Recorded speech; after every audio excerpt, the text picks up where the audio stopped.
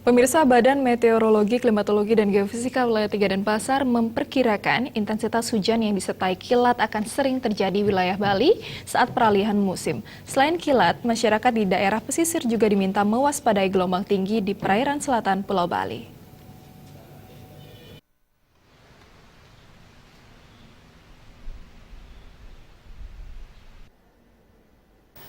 Arisanti mengatakan kondisi cuaca wilayah Bali saat ini diprediksi akan hujan dengan intensitas ringan dan sedang. Hujan yang disertai kilat dan petir akan terus menghantam wilayah Bali yang sedang memasuki musim peralihan dari kemarau ke musim hujan.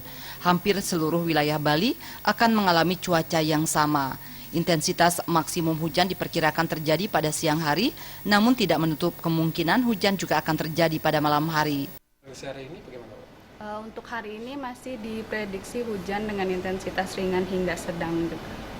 Kemudian untuk para nelayan yang beraktivitas di laut perlu diwaspadai potensi tinggi gelombang yang lebih dari 2 meter terutama di perairan selatan Bali.